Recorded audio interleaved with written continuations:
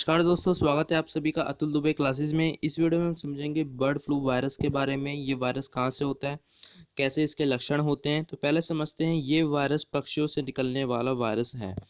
पक्षियों से निकलने वाला ये वायरस है जिसे हम कहते हैं बर्ड फ्लू, क्योंकि पक्षी को इंग्लिश में हम कहते हैं बर्ड और वायरस को इंग्लिश में कहते हैं फ्लू, इसलिए इसका नाम पड़ गया बर्ड फ्लू। ये वायरस इसलिए होता है, ये वायरस किस कारण होता है, अगर आप किसी भी बर्ड फ्लू पक्षियों को टच करते हैं तो आपको भी बर्ड फ्लू का वायरस हो सकता है। अब समझते हैं इस वायरस को कैसे होता है, कौन सी वजह से ये वायरस होता है। चलिए डिस्कस करते हैं। ये वायरस एवियन इन्फ्लुएंजा की वजह से होता है। ये भी जैसे कोरोना वायरस एक बीमारी थी, उसके अंदर भी कुछ स्पोर्ट्स पाए जाते थे, तो ये भी एक वायरस है। जो ये वायरस है, ये एवियन इन्फ्लुएंजा की वजह से ये वायरस होता है। और ये जो वायरस होता है, ये पक्षियों से व्यक्ति तक पहुंचता है। मतलब आप अगर किसी भी पक्षी के संपर्क में आ गए तो आपको ये वायरस हो सकता है। लेकिन इसमें खास बात ये है कि ये दूसरे व्यक्ति तक नहीं पहुंच पाता है। मतलब जैसे कोरोना वायरस होता है, आप अगर किसी एक व्यक्ति के संपर्क में आ गए तो आप दूसरे व्यक्ति, अगर आप दूसरे व्यक्ति को छुएंगे तो उसको भी वायरस हो जाएगा, कोरोना वायरस। लेकिन इसमें नहीं है। इसमें अगर आप किसी पक्षी के समक्ष में आ गए तब आपको होगा वायरस। लेकिन अगर आप किसी उस वाले व्यक्ति के संपर्क में आ गए जिसको बर्ड फ्लू है, अगर आप उस व्यक्ति से हाथ मिला लिए तो आपको बहुत कम संभावना है बर्ड फ्लू होने की। मतलब अगर सीधा तौर पर देखा जाए तो ये वायरस आपको पक्षियों से ही हो सकता है।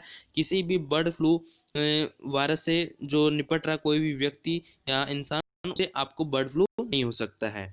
अगर बर्ड फ्लू की बात करें तो ज़्यादातर ये वायरस मुर्गियों, कौवे, मोर, बतख, इन सारे पक्षियों में पाए जाते हैं। तो आप ये मुर्गी, कौवा, मोर, बतख के पक्षियों में अधिकतर तौर पर कम संपर्क में आए, और जहाँ पर आप पानी रहते होंगे उसको पानी को गिरा दें 3-4 दिन के लिए, ताकि वो पक्षी वहां पर आ ना जाए।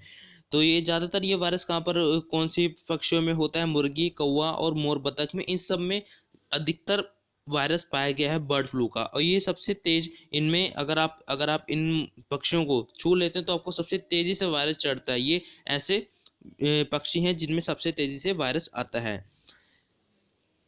इस वायरस में मृत्यु दर 60% से भी ज़्यादा है। और जो इस वायरस में जो मृत्यु है, मतलब ये जो वायरस होता है आपके शरीर को पूरी तरह से एकदम जहर से भर देता है। तो इस वायरस में 60% है कि आपकी मृत्यु हो सकती है। जैसे अगर कोविड-19 की बात करें तो कोविड-19 में 3% चांसेस है तो आपकी मृत्यु नहीं होती थी। लेकिन इसमें 60% चांसेस है, मतलब ये कोविड-19 से भी तकड़ा वायरस है। और इस वायरस में खासियत ये है कि ये जल्दी जल्दी से फैलता नहीं है। तो इस वायरस में क्या है, 60% मृत्यु दर है।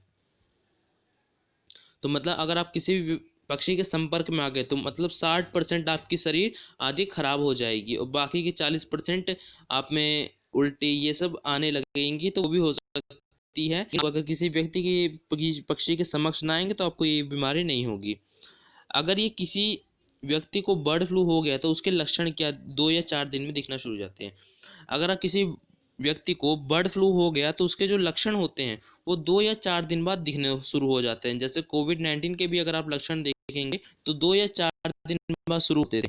तो बर्ड फ्लू में भी वैसा ही है। अगर आपको बर्ड फ्लू हो गया तो इसके लक्षण आपको 1-2 घंटे बाद नहीं दिखना शुरू करेंगे, 2 या 4 दिन बाद दिखना शुरू कर देंगे। आज समझते हैं ये बर्ड फ्लू हमारे शरीर के कौन से भाग से अंदर जाता है। तो जो आप देख रहे हैं इंसान तथा इंसानों में जो बर्ड फ्लू है, अगर आपने किसी व्यक्ति को हाथ से टच किया है, अगर उस हाथ को आपने अपने मुंह या कहीं नाक की साइड लगा लिया है, तो आपके बर्ड फ्लू होने की संभावना अधिक है। क्योंकि ये जो बर्ड फ्लू वायरस है, ये आँख, कान, नाक तथा मुंह के रास्ते से प्रवेश करते हैं। तो ये आप देख लीजिए, इन जो रास्तों से, इन सब रास्तों से जो क्या है, बर्ड फ्लू प्रवेश करते हैं। मुख्य तौर पर यहाँ से कोरोना वायरस भी प्रवेश करते थे, क्योंकि यही जगह होती है प्रवेश करने की। तो इसलिए आप मास्क लगा के जरूर रहिए। अब समझते हैं कि बर्ड फ्लू के कौन कौन से लक्षण हो सकते हैं। जो बर्ड फ्लू है उसके कौन कौन से, अगर आपको बर्ड फ्लू हो गया तो उसके लक्षण देखिए। आपको बुखार हो सकता है, आपको कफ बन सकता है सीने में, नाक बहना, सर्दी हो सकती है, सिर दर्द रहना शुरू हो जाता है, गले में सूजन आ जाती है, सांस लेने में तकलीफ आ जाती है, आंखों में इन्फेक्शन हो जाता है, मतलब आंखों के नीचे थोड़ा काला काला, आंख खोलना तो दर्द देना, ये ऐसी सारी हो जाती है।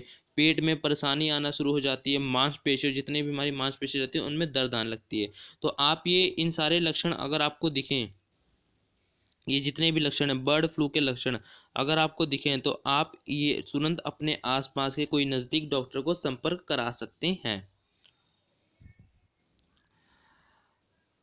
और ये अब समझते हैं कि जो बर्ड फ्लू हमने भी समझ लिया बर्ड फ्लू किस वजह से होता है, इसके कौन कौन से लक्षण हैं। अब समझते हैं भारत में कहाँ कहाँ बर्ड फ्लू फैल चुका है। तो बात करें इस वायरस की, तो हरियाणा के पंचकुला में ये वायरस मिल चुका है। इसके सैंपल लिए गए हैं, सैंपल के लिए इसको भेज दिया गया है। मध्य प्रदेश की बात करें तो मध्य प्रदेश में के इंदौर में 152 कौवों की क्या हो गई है, मौत हो गई है। और मंदसौर में भी देखा जाए, ये मध्य प्रदेश में, ये मंदसौर और इंदौर, वहाँ पर भी कौवे की मौत हुई है। और तथा मंदसौर में देखा जाए 250 कौवे की मौत हुई है। तो देख लीजिए कौवे में भी अधिकतर तौर पर वायरस पाया जा रहा है। हिमाचल प्रदेश की बात करें तो हिमाचल प्रदेश के धर्मशाला में 2300 से ज़्यादा प्रवासी पक्षियों की मौत हो गई। प्रवासी पक्षी ऐसे होते हैं जो विदेशों से आते हैं, वो उन्हें हम कहते हैं प्रवासी पक्षी। तो हिमाचल प्रदेश में भी 2300 से ज़्यादा प्रवासी पक्षियों की क्या हो गई है, मौत हो गई है। केरल की बात कर ले, केरल में 12,000, सोचिए 12,000 बत्तखों की मौत हो गई। किस वजह से, बर्ड फ्लू वजह से। मतलब ये धीरे धीरे फैल रहा है।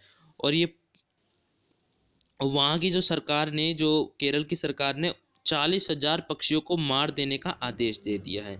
मतलब 12,000 तो वहाँ पर मर गए हैं पक्षी, लेकिन सरकार का मानना है कि और लोगों को वायरस ना पकड़ पाए, इसलिए जो भी वहाँ के 40,000 पक्षी हैं उन्हें मार दिया जाए।